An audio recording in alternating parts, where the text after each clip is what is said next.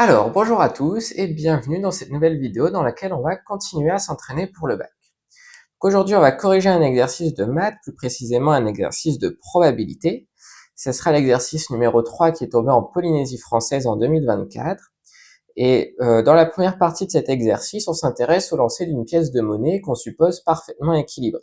Donc, elle a exactement une chance sur deux de tomber sur pile et une chance sur deux de tomber sur face.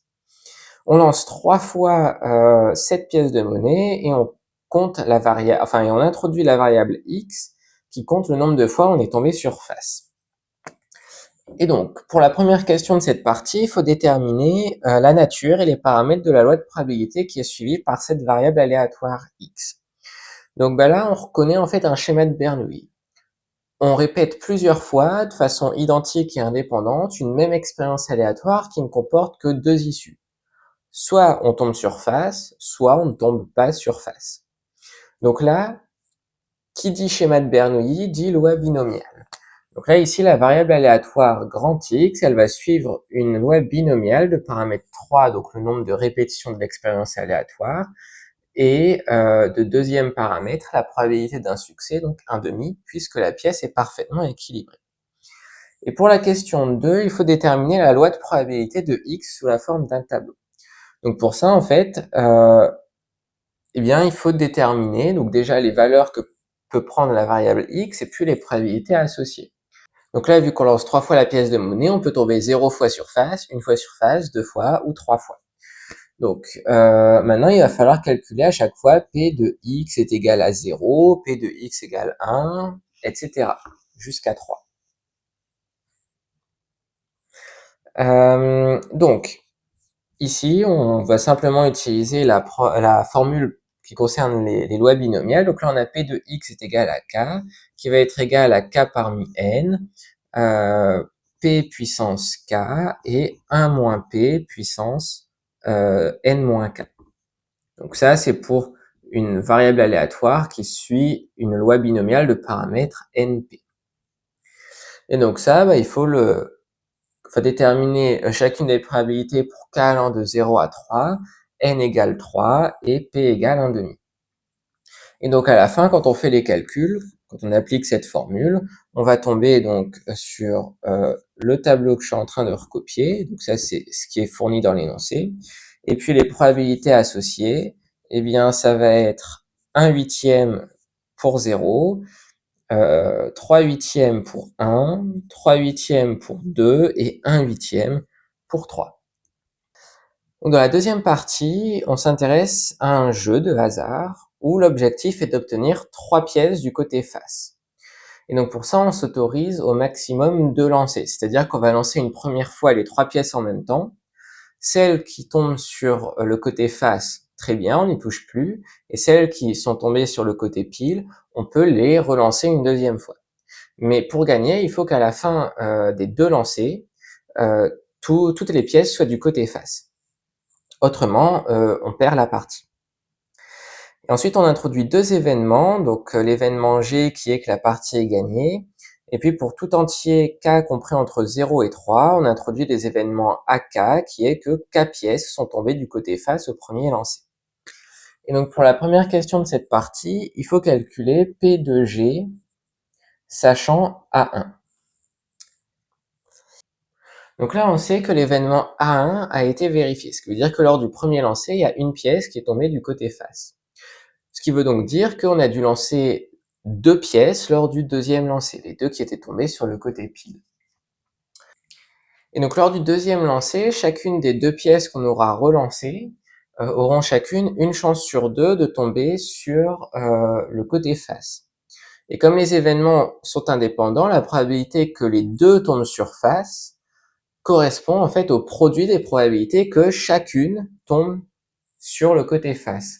Donc, tomber sur le côté face pour la première pile, ça va avoir une probabilité égale à 1/2, et pareil pour la deuxième, donc ça fait 1/2 fois 1/2, donc autrement dit, 1/4.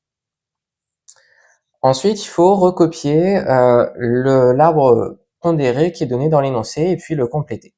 Donc voilà, ça c'est l'arbre qui est proposé dans l'énoncé. Donc là, 1/8, 3/8, 3/8, 1/8. on reconnaît en fait les probabilités qu'on a trouvées dans la première partie pour la variable aléatoire x qui suivait une loi binomiale. Et ensuite, il faut calculer la probabilité de gagner en connaissant le résultat du premier lancé. Donc là, ici, si on est dans la branche A0, ça veut dire qu'il n'y a aucune pièce qui est tombée du bon côté lors du premier lancer. Ça veut dire que lors du deuxième lancer, on relance les 3 pièces et il faut que chacune tombe du côté face pour gagner. Donc autrement dit, chacune tombe du côté face, la probabilité, ça va être égal à 1,5 fois 1,5 fois 1,5. 1,5 pour chacune des 3 pièces, et puis on multiplie les probabilités entre elles. Donc ça fait 1/8. Et donc après, l'événement contraire aura une probabilité qui sera égale donc à 1 moins la probabilité sur l'autre branche. Ensuite, s'il y a une pièce qui est tombée du bon côté lors du premier lancer, là ici on a fait le calcul juste avant, donc là on va avoir 1/4 et donc 3/4. Maintenant, s'il y a 2 pièces qui sont tombées du bon côté lors du premier lancer, ça veut dire qu'il en reste qu'une seule qui doit tomber du bon côté lors du deuxième lancer. Donc ça, il y a une chance sur 2 que ça se produise et une chance sur 2 que ça ne se produise pas. Et là, si on est dans la branche A3, ça veut dire que les 3 sont tombés du côté face lors du premier lancer. Donc en fait, il n'y a même pas besoin de lancer à nouveau certaines pièces. On a déjà gagné à ce stade. Pas besoin du deuxième lancer. Donc là, on a une probabilité égale à 1 de gagner et de 0 de perdre. Et à partir de cet arbre, il faut déterminer la probabilité de gagner au jeu. Donc pour ça, en fait, on va repérer toutes les branches de l'arbre pour lesquelles on gagne. Donc il y a celle-ci, celle-ci, en fait une branche sur 2, vu la tête de l'arbre. Et donc là, en fait, il va falloir additionner les probabilités des chemins gagnants. Et la probabilité d'un chemin, pour l'obtenir, il suffit de multiplier entre elles les probabilités de chacune des branches mises en jeu dans ce chemin. Donc ça, en fait, ça revient à utiliser la formule des probabilités totales. Puisque là, on va avoir P de G, qui sera égal à P de A1 inter G, plus P de A2 inter G, plus P de A3 inter G, plus P de A4 inter G. Et donc ici, P de A1 inter G, ça va faire 1/8 fois 1/8, donc 1 sur 64, plus P de... Ah, pardon, ici j'ai décalé d'un indice à chaque fois, c'est P de A0, P de A1, A2 et A3. Ensuite, P de A1 inter G, donc on a 3/8 fois 1/4, donc ça fait 3/32. On va tout mettre directement sur 64, donc ça va faire 6 sur 64. Plus, ici on a 3/8 fois 1/2, donc ça fait 3/16, mais pareil, on met sur le même dénominateur, donc il faut multiplier par 4 en haut et en bas, donc ça fait plus 12 sur 64. Et là, on a 1/8 fois 1, donc 1/8, ce qui est aussi égal donc à 8 sur 64. Donc là, on a 8 et 12, 20, 26, 27, donc 27 sur 64. Et c'est bien la valeur à laquelle on devait aboutir. Donc maintenant, pour la question 4, on nous dit qu'on sait que la partie a été gagnée, et il faut déterminer la probabilité qu'exactement une pièce soit tombée du bon côté au premier lancer.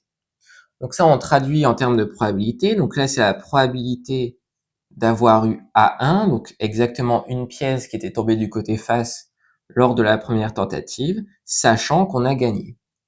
Et donc, ce qu'on peut tester en premier lieu, c'est d'utiliser la définition des probabilités conditionnelles. Ça va être égal donc à P de G inter A1 divisé par P de G. Et donc P de G, ça tombe bien, on vient de la calculer, et P de G inter A1, c'est pareil que P de A1 inter G, donc c'est 6 sur 64. Donc au final, ça fait 6 sur 64 divisé par P de G, donc 27 sur 64, et donc ça fait 6 sur 27. Et donc pour la dernière question de cet exercice, il faut déterminer le nombre de parties auxquelles il faut jouer pour que la probabilité de gagner au moins une partie soit supérieure à 0,95. Donc pour ça, on va pouvoir passer par l'événement contraire. Parce que le contraire de gagner au moins une partie, c'est de ne gagner aucune partie. Et ça, on peut calculer cette probabilité assez facilement, en tout cas plus facilement que si on ne passait pas par l'événement contraire. Et donc là, ici, donc on va avoir 1 moins quelque chose, enfin 1 moins la probabilité de tout perdre. Et donc la probabilité de tout perdre, qu'est-ce que c'est? Bah, ça veut dire qu'il faut perdre à chacune des parties, et la probabilité de perdre à une partie, donc c'est 1 moins 27 sur 64. Et puisqu'on perd à chacune des parties, donc là le nombre de parties qu'on cherche à déterminer, on va le noter n, et donc c'est un entier naturel non nul, et il faut perdre n fois. Et comme les parties sont supposées indépendantes, eh bien ça veut dire que la probabilité de tout perdre, c'est 1 moins 27 64e puissance n. Et on veut que cette probabilité, donc la probabilité de l'événement contraire, ça soit supérieur à 0,95. Donc maintenant, il faut isoler le n. Donc pour ça, on peut commencer par envoyer le 1 de l'autre côté. Donc on va avoir moins 0,05 à droite. On aura des moins de chaque côté. Donc on peut multiplier par moins 1 des deux côtés pour enlever les moins. Mais attention, si on fait ça, il faut changer le signe, enfin le sens de l'inégalité, puisqu'on est en train de multiplier par quelque chose qui est négatif. Mais bon, en faisant ça, donc on va avoir donc plus petit que 0,05. Et donc là, 1 moins 27 64e, ça va faire 37 sur 64. Donc 37 sur 64, puissance n. Et quand on a une inconnue en puissance, l'astuce, c'est d'utiliser le ln, puisque le ln va permettre de faire passer les puissances en facteurs. Donc là, si on compose par le ln, on va avoir nln de 37 sur 64, qui est plus petit que ln de 0,05. Et là, attention, quand on compose par une fonction, dans un certain nombre de cas, il faut changer le sens de l'inégalité et dans d'autres non. Ce qui permet de savoir si on change ou non, ce sont les variations de la fonction par laquelle on compose. Là, le ln, c'est croissant, donc on ne change pas le sens de l'inégalité. Et maintenant, il reste à isoler n. Donc là, on peut diviser par ln de 37 sur 64. On va avoir ln de 0,05 divisé par ln de 37 sur 64. Et là, attention, ln de 37 sur 64, c'est négatif, puisque 37 sur 64, c'est plus petit que 1. Donc on change le sens de l'inégalité. Donc ça fait à peu près 5,46, mais comme n est un entier naturel, on va dire que n doit être plus grand que 6. Donc finalement, pour avoir une probabilité supérieure à 0,95 de gagner au moins une partie en jouant à ce jeu, eh bien il faut jouer plus de 6 parties. Donc c'était la dernière question de cet exercice, donc on va s'arrêter là pour cette vidéo. J'espère qu'elle vous aura été utile d'une manière ou d'une autre. Si c'est le cas, vous pouvez laisser un j'aime et puis vous abonner à la chaîne. Et puis je vous dis à bientôt pour une prochaine vidéo.